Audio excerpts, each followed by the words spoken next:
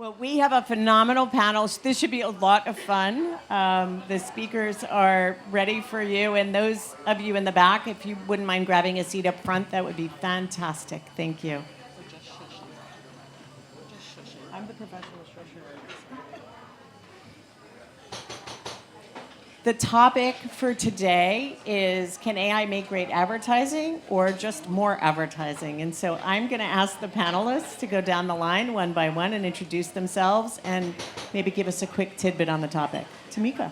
Sure. I am Tamika Key. I'm an advertising futurist. That means I spend my days and nights thinking about advertising and how it impacts everything from how we work to how we live to how we love, but mostly how we spend money.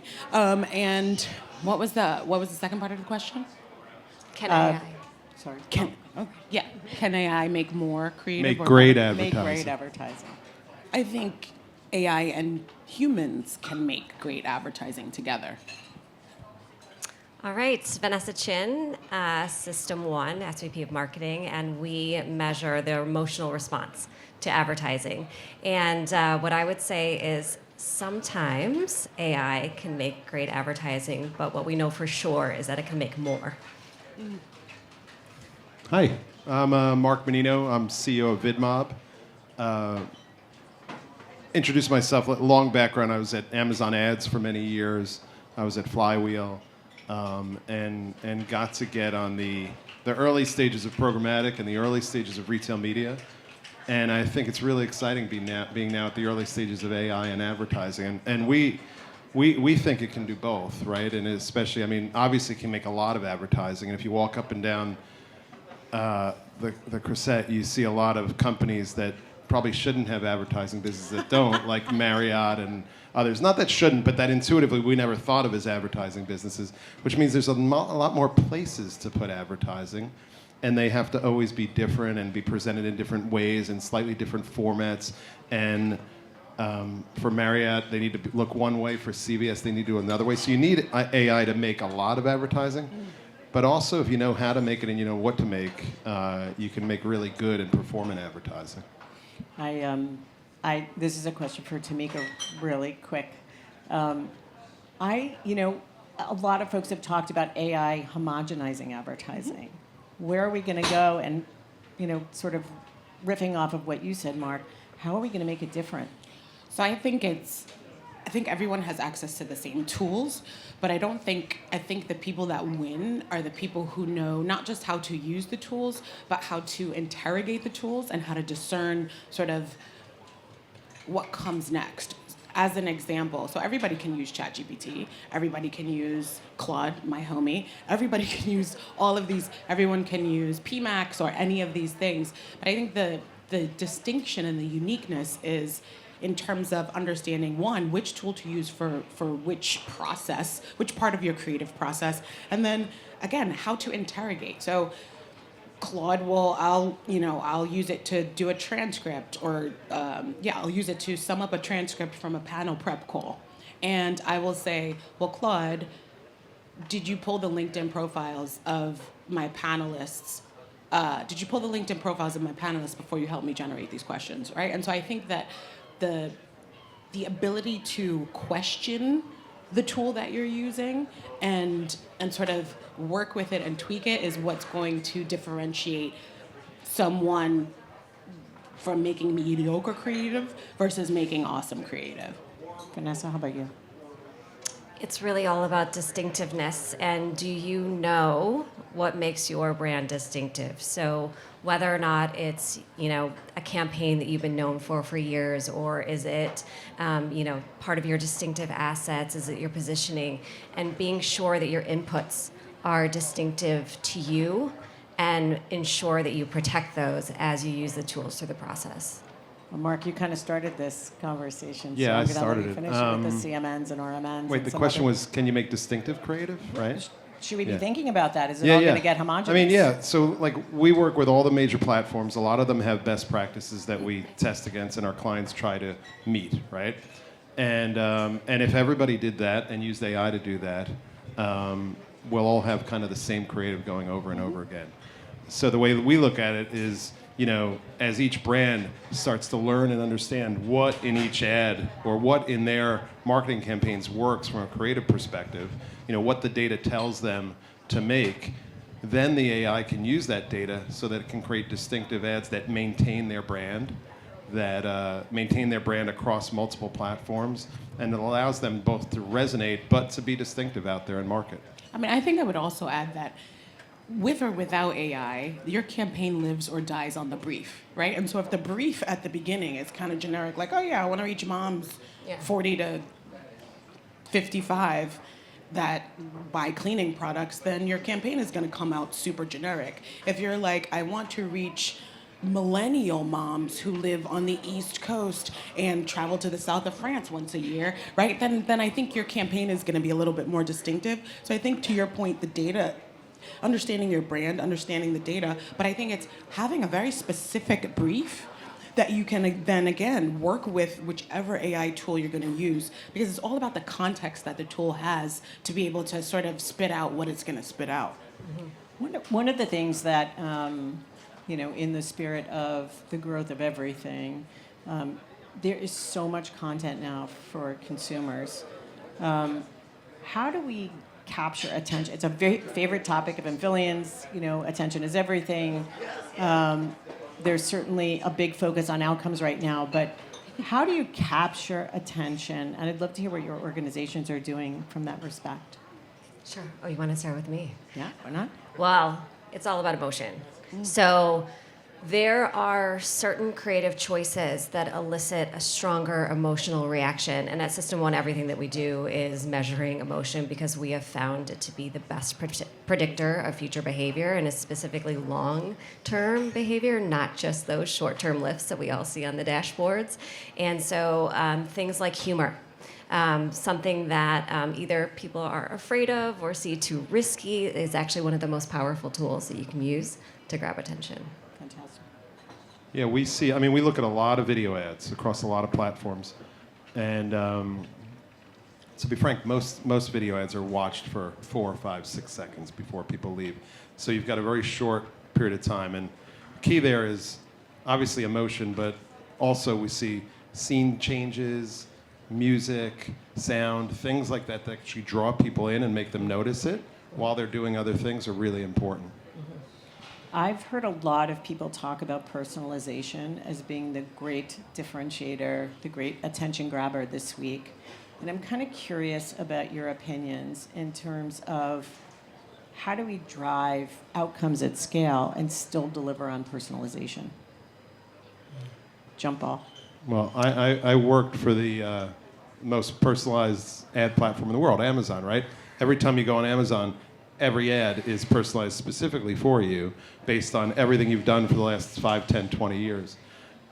So you can personalize it. You can you can make it really, really performant and it doesn't have to say, hi, Mark, and it doesn't have to say, hey, I know you're a dad with 2 kids in college.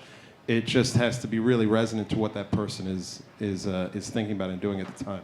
I would add that there's the elephant platform in the room. He said Amazon. I would think of Meta, right? Like Instagram in particular. If you're of a certain age, not Gen Z, maybe a little elder millennial, Instagram is one of the most powerful kind of personalization ad platforms at scale, right? Like it will serve me ads for things that I did not know I even wanted, but then it's like, I do want that, right? And that's because they have how much data about what I pay attention to, what I watch, what I read, and then also all of the other context. So that's like the true sort of definition of personalization at scale. I mean, I think if you don't have the data set of an Amazon or a Meta, that's the question, like, how do you do that? Maybe it's obviously you partner with other companies to be able to do that, but that's the perfect example of personalization at scale that is extremely effective and performative. I feel like we've sort of hit a new opportunity with AI where even if you don't have the data, there's certainly synthetic audiences, and I know everybody hates calling them synthetic, but the truth of the matter is it gives you an insight into way more scale and consumers. Are you guys using any particular tools to get to personalization or your clients using them and sort of teaching you new things? I mean, I'll jump in and just essentially think about, are you really sure that AI is giving you the right answers? And so one of the studies that we recently did was about Gen Z. And Gen Z is chronically online, they're on their phones, they're using tech. And what we found was the most powerful thing for this audience was actually really rich, like multi-generational storytelling. And they actually were turned off by ads that featured devices and were made by AI. So just make sure that you're trusting the data that you're getting. Just before you answer, Mark, we had the 4As here, and they did a Harris poll. They worked with Harris on this, and the line was, "This is all kinds of stuff I never asked for." That's what consumers said. Yeah. So it was kind of interesting to hear like a pure consumer view on when you ask them about AI. They're like, I didn't ask for any of this. I don't know what you're talking about. Yeah. Essentially. So I think we're so many steps ahead of where the customer is. I'm not surprised by some of the things you're saying. Yeah. Over to you, Mark. What was the question again? I'm sorry, I forgot. Just what what kind of tools, what kind of things are you being asked to do from an AI and personalization perspective, or AI in general that Oh, yeah. maybe So, didn't I mean, expect even? Well, just step back. What VidMob does, we look at all your ad creative, primarily video creative, break it down into elements, connect it to performance data, so we learn what in your ads actually works. Now our clients are asking us, let's just take that data. We're using AI to create ads, but the AI doesn't know where to start. It doesn't know how to build an ad. If you're progressive and you say, hey, create an ad for me, it doesn't know what to do. And with our data that tells them, hey, make a scene change 3 seconds in. Make sure you say the brand name in the first 5 seconds. Make sure you do the call to action early, not late, because no one will be there. All of those things are really important. So that's what we get asked to do, and really to integrate into their tools that are doing that. I also think that the dynamism of those things to the end user is very exciting. I don't think people think it's creepy anymore. I think they actually prefer it. And so that, for me, feels like a sea change in this industry, frankly. You're going to say something, Vanessa? Oh, no, I'm Yeah. just waiting for the next question. All I'm right. excited. I think that we've all bounced back and forth between human machine, human machine, human machine. One of the questions I think we prepared in advance was, how do you fall on that subject? Where's the human part that's so important, non-negotiable, and then where's the machine part? I can go. In terms of just, we've kind of been stuck a little bit on like ad creation, but like if you just think marketing in general, right? Think of how we at VidMob have gotten really enamored with your homie Claude over the last couple months, because we've connected into all our data internally, and I've literally lost weekends just asking it questions, right? About our data and things like that. So if you take that to a marketing campaign, never mind about creating creative, but let's think about just how you think of your marketing campaign. You as the human need to know what questions to ask, where you want to guide it, what you want to do. You may pull in data. You need to know what data to pull in. And then you need to critically evaluate the results you get and really understand and make sure that it does resonate, because the AI is only as good, the machine is only as good as what you tell it and what you teach it, and over time it'll get better. But it's a child that you are growing, and your kid will only be as good as you raise them. So you have to do that over time. Yeah, I mean, we've definitely infused AI in our workflows. So one of the things that we're known for is we have a database of over 100,000 ads, because we test every ad, linear TV ad that hits the market. We've also written, at this point, like 8 books, and we have insights for days. And so what we try to do in our business is, we're not about saying that this ad is red light, green light. This isn't about pass fail, and this isn't about throwing away creative. This is about seeing what our diagnostic tools are seeing, and then having our human teams have access very simply, very quickly to all the insights we've gathered over the years to help guide you on an individual basis, individual creative basis, to make the strongest work possible. So I love that you said there's kind of humans at every phase of the process, and I think that that's where it is. I think there's, kind of 2 hard, fast rules. One, are you going to spend money, right? I think as a consumer, also as a business owner, right? I think that's one of the checks and balances. People talk about how we've already started letting agents buy things for us, like with Amazon subscriptions. They say, oh yeah, you have a subscription, that's an agent. Yeah, but I still made that decision first, right? I bought this the first time and then said, okay, cool. So I think anytime you're gonna spend your own money or your client's money, I think that a human needs to at least have one of those checks. And then I think I sound like a broken record, but I come back to that critical literacy piece. There needs to be a human at the start of the process, kind of interrogating the data and the data source. And it doesn't have to be like data science interrogation, but even just a simple question of, is there bias in this data? And there probably is, and that doesn't mean you can't use the data, but just at least knowing, hey, where did this data come from? Where did the bias come from? And so I think there's, at every phase of the campaign process, you need to have a human kind of just checking the AI. Tamika, you talk to a lot of brands. Is anybody getting it like perfectly right? I know nobody likes to name names, but go for it. I think it's hard to be perfectly right. I guess what I would say is, I think the brands, I hate when people give answers like this, but I'm going to give you one. I think the brands that are getting it right know that they can't get it completely right. Like, I think there's an element of humility in teams and like team leaders going back to their teams and being like, hey, we're playing with this. We don't know how this is actually going to we don't know how this is going to come out, and we might actually have to dial it back a little bit. Though those are the brands and the teams and the leaders that I think are winning, are the ones who have enough humility to say, we might fuck this up. I mean, mess this up, sorry. We might mess this up. Yeah, 100%. Oh, were you going to say something? Oh, no, go for it. So we had our Creative Data Summit we have every year in May in New York. And you nailed it, because we had clients up there. We had people from Hilton and Home Depot were up there, and they were very sheepishly talking about how they were using our data to make their campaigns better. And they're like, oh, it's in Excel, we're doing this, we're doing that. And they were really kind of almost kind of embarrassed about what they were doing. But it's so early.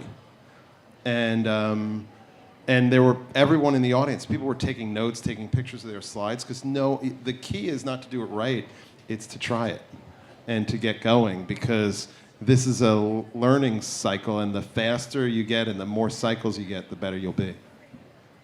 You know, I think there's a few brands that are making some decent choices, but I'm not seeing a ton. But I'll just mention two. So Coca-Cola. So kind of tale of, two worlds right now. So, holidays are coming. They knew that they had intense brand equity in that campaign. So for them to, I know it was risky to play with it, but the emotional response was overwhelmingly positive, because it had all the components of what everyone loves about that campaign. And then on the flip side, for World Cup, Coca-Cola's campaign is so innately human. And so much so that it's like the sweat beads on the bottle to how you're feeling as you're watching it. And it's not an AI campaign, right? Or Google. Google, a brand who's got plenty of money to do a lot of different campaigns, had a completely AI-driven campaign last Thanksgiving featuring a turkey. People loved it. It was no problem that the turkey was escaping, Thanksgiving, to avoid its fate. But there have been other campaigns during Olympics that haven't gotten that response. So, these big brands have a lot of room to play, and they're trying different things. They have a lot on their plate. I hadn't thought about this until you were just speaking, but we had the Cannes Lions folks, we had the silver and bronze winners here last night, and I was thinking to myself, has anybody tallied how much of the creative this year has been AI-driven? Yeah, during the Super Bowl, about 25% either was made or featured AI products. So I can give you that stat. I think what's interesting is the question of, how are we defining AI-driven, right? Because which part of the process did you use the AI in? Yeah. Did you use the AI in the media plan? Because True. Is that an AI-driven campaign? Did you use the AI to help to your point, build the synthetic audience, then that's an AI-driven campaign. Like, I think it's, did you use the AI to replace a graphic designer? Then maybe that's a problem, right? And so I think it's I'm willing to bet that of all the winners, probably 70% of them have used some type of AI, but I think it's not that all of the creative was AI generated, but AI sort of in the process. Yeah, we're the Using your extreme friend reach Claude. folks. We can start tagging all of our trafficked assets that way, right? How much? 5 minutes. Okay. Okay, 5 that minutes. will I love that that. will dictate the direction we I go love next. it. Did you want to say something, Vanessa? Oh, You're no. good. No, I'm good. Some of the most effective advertising isn't just relevant, it's memorable. You guys know a lot about this space in terms of what constitutes memorable. We've been talking about it the whole time. Can AI help create cultural moments as well? Hot take, not yet. When you think about what is required to understand what's happening in culture and the way that creativity is developed, I don't think that at this point AI can be accurate for the specific moment, for the specific group of people, because what they're doing, what it does is it's great maybe at mass scale, but when you think about certain cultural moments that are going to be really meaningful to the individual, don't think they're quite there yet. I'm going to disagree just Good. to make it interesting. Okay. No, it's not like, sure, if you just left I on the corner and said, go make something memorable or, make the 1984 Apple ad, it's not going to happen. But I would pretty much guarantee, you just said it, 25% of Super Bowl ads had AI used in some way. If any ads are being made this day without AI in some way, I'd be surprised. So I think that AI it's a tool that we use. It's going to develop over time, and we're going to find that there are, think of all the ads that are cultural moments now. Like my kids walk around singing the State Farm song. Like, why couldn't AI be used to make that? They don't even know what State Farm does, but that's why not? Yeah. That's fair. I think I will say both because I think, to your point, I don't think it's like going to create these individual, personal sort of cultural moments. But I think if we go back to what algorithms are and we go back to what social media is, and it's driven by algorithms. Think of the viral TikTok food things. To think of how products get sold out of stores because they become viral on TikTok and on all of these platforms, and that's driven by an algorithm, and it's driven, which on some levels is AI. And so I think that AI can, and you also said help. And I think AI can definitely help create cultural moments, whether they are authentic or not is going to be the question, and whether they're like positive and beneficial for society is going to be the question. But I definitely think AI can help create cultural moments in advertising. Just one extra.